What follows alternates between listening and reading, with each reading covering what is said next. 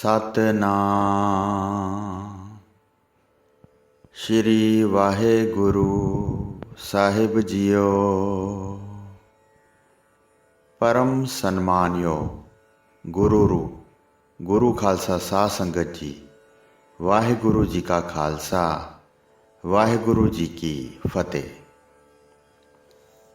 भाई संतोख सिंह जी ने श्री गुरु हरगोबिंद साहब जी का जीवन बड़े ही प्रेम नाल लिखिया है। गुरु जी ने मुगलों नाल ਜਿਹੜੀਆਂ चार लड़ाइयाँ लड़ियाँ ਅਤੇ ਚਾਰੇ ही बड़ी शान नाल जित्तियां, उन्हां दा इतिहास बड़ा विस्तारपूर्वक ਅਤੇ रोचक भाषा विच बयान किया गया है। कई बारी अखां सामने ऐसा नज़ारा बन दिंदे हन कि अजिहा लगदा है जिवें लड़ाई दे मैदान विच बैठे हाँ। भाई संतोख सिंह जी ने गुरु हरगोबिंद साहब के जीवन के जिस पहलू ते ज़्यादा जोर दिता है वो 100% सच है।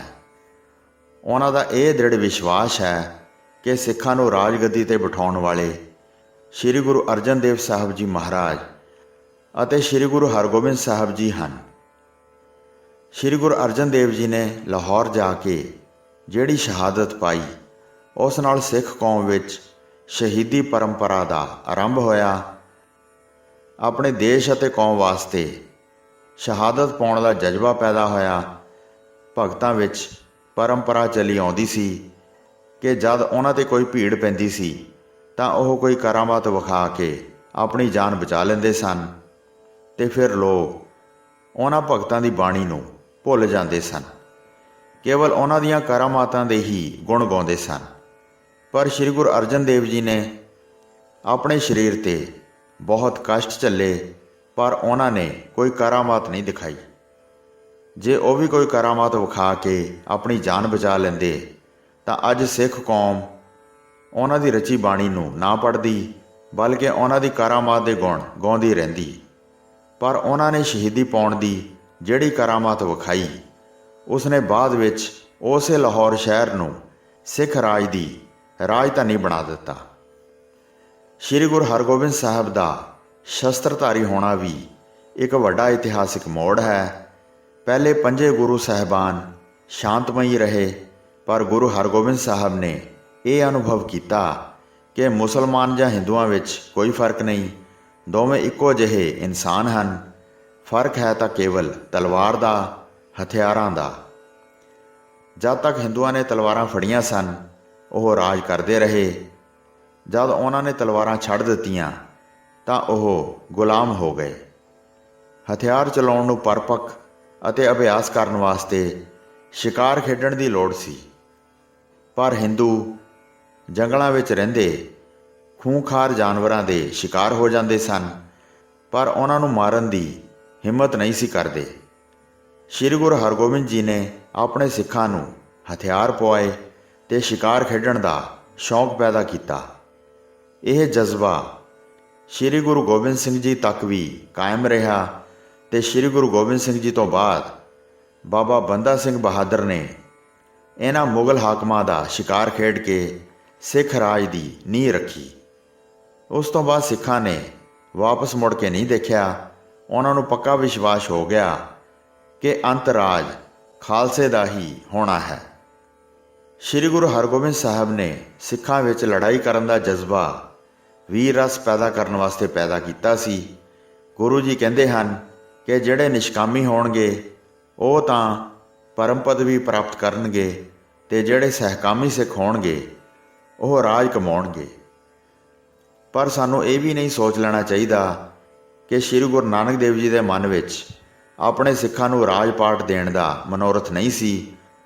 उन्होंने जुल्म के विरुद्ध जद निर्भय होके आवाज़ बुलंद की तां उन्हां दे मन विच ये ख्याल स्पष्ट सी कि वह एक अजिही कौम पैदा करन जिहड़ी न्याय ते इंसाफ दा राज उपलब्ध कराए। इस करके उन्होंने अपना उत्तराधिकारी नियुक्त किया ताकि सिक्खी का बूटा जवान हो सके। ते जद सिक्खी का बूटा श्री गुरु गोबिंद सिंह जी के हत्थां विच जवान होया तां इसने बाद विच छेती ही राज भाग संभाल लिया ਤੇ ਇੱਕ ਆਦਰਸ਼ਕ ਹਕੂਮਤ ਕਾਇਮ ਕੀਤੀ।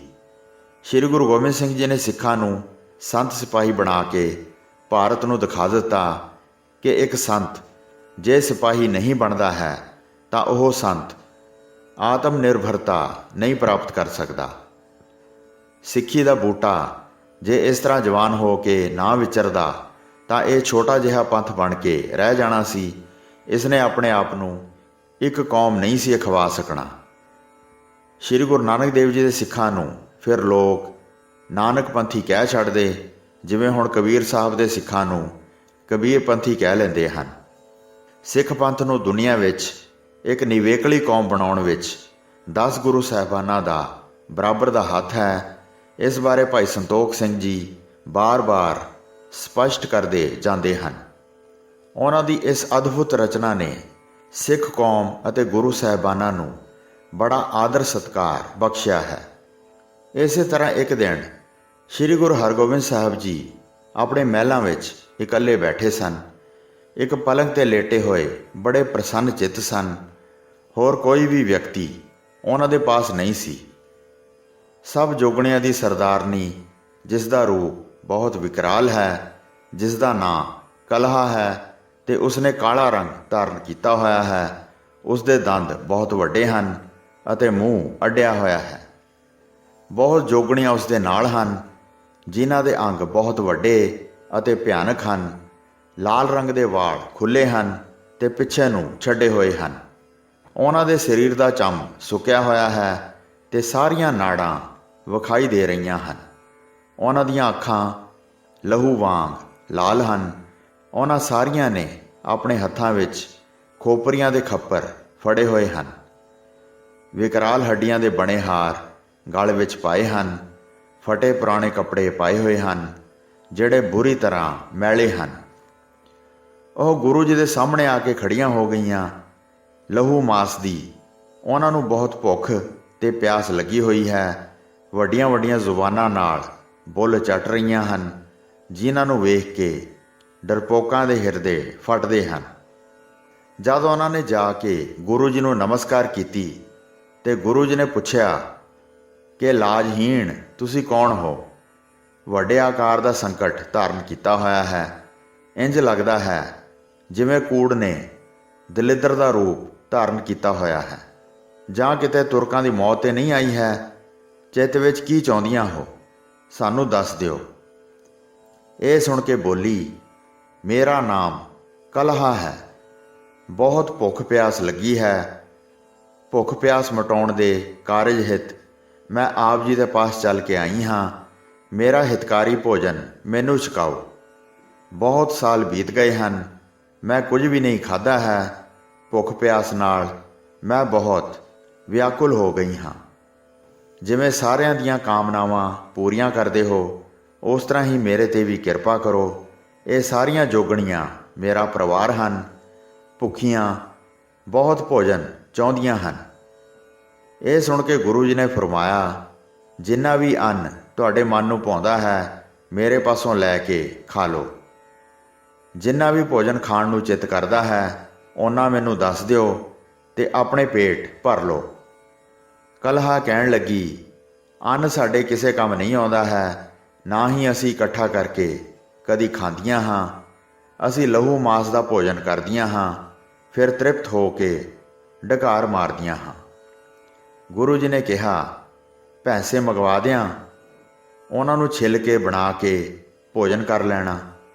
ਜਿੰਨਾ ਵੀ ਮਾਸ ਚਾਹੁੰਦੀਆਂ ਹੋ, ਹੁਣ ਮੈਨੂੰ ਦੱਸ ਦਿਓ, ਉਹਨਾਂ ਮੰਗਵਾ ਦਿਆਂ ਜਿਸ ਨਾਲ ਤੁਸੀਂ ਤ੍ਰਿਪਤ ਹੋ ਜਾਓ। ਕਲਹਾ ਨੇ ਕਿਹਾ, ਇਸ ਤਰ੍ਹਾਂ ਦਾ ਮਾਸ ਸਾਡੇ ਕਿਸੇ ਕੰਮ ਨਹੀਂ। ਅਜਿਹਾ ਮਾਸ ਨਾ ਅਸੀਂ ਖਾਂਦੀਆਂ ਹਾਂ ਅਤੇ ਨਾ ਹੀ ਭੁੱਖ ਦੂਰ ਕਰਦੀਆਂ ਹਾਂ। ਮੇਰਾ ਭੋਜਨ ਤੁਹਾਡੇ ਹੱਥਾਂ ਵਿੱਚ ਹੈ। ਹੋਰ ਕਿਸੇ ਵਿਧੀ ਅਨੁਸਾਰ ਮੈਂ ਤ੍ਰਿਪਤ ਨਹੀਂ ਹੋ ਸਕਦੀ।